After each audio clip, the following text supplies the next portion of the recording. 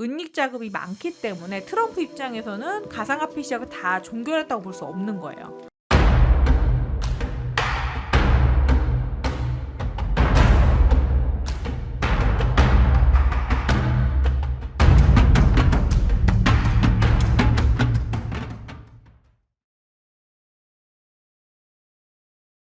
안녕하십니까 선생님. 안녕하십니까, 만산입니다.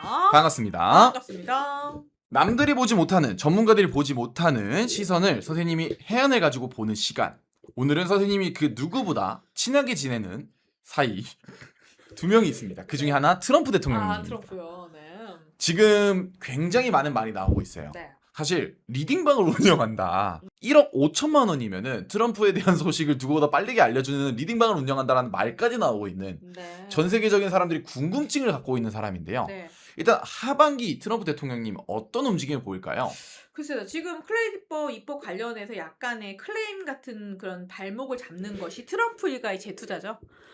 그래서 그 자본을 갖다가 자기들이 돈을 벌기 위해서 미국 국민을 위한 것이 아니라 트럼프 일가의 부를 유지하기 위한 수단으로 클레이법을 갖다가 입법을 한다, 이런 카더라가 있습니다. 그래서 그런 부분을 갖다가 어느 정도 배제할 수 있는 근거 있는 공신력 있는 트럼프 일가의 항변이 있을 것으로 예상이 되고요. 그리고 지금 트럼프의 큰 그림은 원래는 그 가상화폐를 갖다가 어느 정도 통합하거나 아니면 미국의 그 부채를 어느 정도 소멸하기 위해서 원래 이란전을 벌인 거라고 제가 말씀을 드렸었죠. 그래서 어느 정도 자금 동결이 이루어졌지만 잔존 세력에 의한 아니면 종교 집단 간의 그런 거래, 그리고 중국하고의 밀거래를 다 잡아내지 못해서 다시 한번 압박을 하는 것이다라고 말씀드렸고요.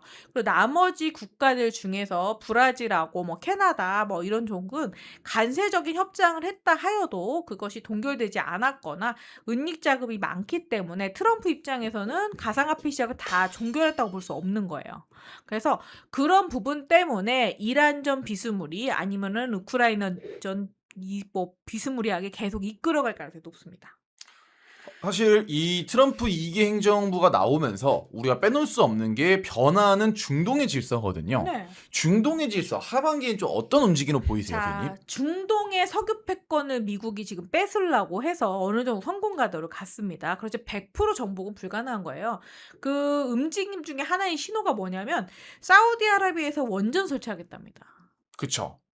그래서 원전을 움직이는 거는 우라늄이죠. 우라늄 농축은 허용하겠다, 이런 기사 보셨나요? 봤습니다. 네. 그러니까 전체적으로 석유 대신에 전기세를 감당하거나 에너지원으로 그 원자력을 갖다 공시화하는 효과가 있던 겁니다. 그래서 요번에 이란전의 그 큰 목적은 에너지 대체를 천연가스, 그러니까 미국이 지금 제일 생산할 수 있는 천연가스, 셰일가스나 아니면 그죠? 원자력으로 소형 원전으로 갖다 대체하겠다는 움직임이에요.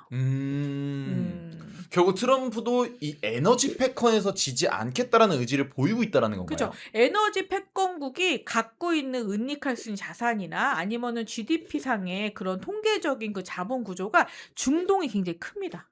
근데 그 부분을 뺏어오겠다는 얘기예요, 사실은. 이란을 깨부시면서 석유 패권이 지금 종결되는 상태로 가는 거죠. 아. 그래서 러시아 같은 경우 장기전을 이끌었던 이유가 석유랑 천연가스 나는 곳이 러시아입니다.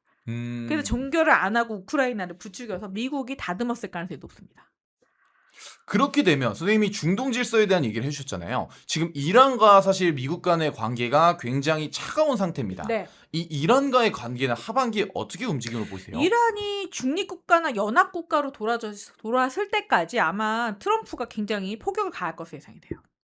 결국은 트럼프 마음에 드는 상태가 될 때까지 네. 계속해서 폭격이나 강압적인 시도를 한다라는 거네요. 그렇죠. 미국이 우리나라 6.25전에 참전해서 어느 정도 그 분단을 만들었던가 아니면 연합국을 갖다가 동원해서 종결했던 것처럼 이란도 우리나라 같이 지정학적인 위치가 같습니다. 그래서 유럽과의 교두보, 그러니까 석유 패권, 에너지 패권을 미국 주도 하에 중립적인 관계에서 그 지시권이나 아니면 판매권을 미국에서 주무르겠다는 얘기예요. 네. 그래서 그 러시아전하고 우크라이나전이 굉장히 중요한 것이 뭐냐면 식량 대 에너지 싸움입니다. 식량 대 에너지 싸움. 그렇죠. 우크라이나의 그 곡창기대 밀값이 올라가거나 식량에 대한 대체권에 대해서 어느 정도 승계를 잡고 있는 것이 우크라이나고요. 석유하고 천연가스를 쥐고 있는 건 러시아입니다. 근데 전쟁 소모로 인해서 미국이 약간 도와줬을 수도 있죠. 어찌됐건 간에 지금까지 질질 끌고 있는 거 5년 동안 지금 소모전을 하면서 지금 러시아 거의 망가졌거든요. 1년 정도 버틸 수 있는 그런 GDP밖에 남아있지 않습니다. 그렇게 된다라고 하면 사실 이 트럼프 대통령님이 상반기 때 굉장히 변칙적인 움직임으로 많은 분들의 눈에 눈물이 났고 누구는 가만히 있다가 웃는 상황도 발생을 했었던 것 같은데 네. 그런 변칙성은 하반기 때도 계속될까요? 아마 트럼프는 목적을 달성할 때까지 굽히지 않을 것으로 예상됩니다.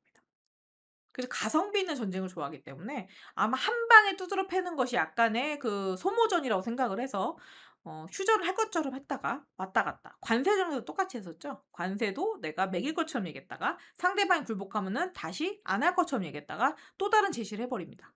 아마 트럼프가 하반기 때 똑같이 할 겁니다. 그러면 궁금한 게 있습니다.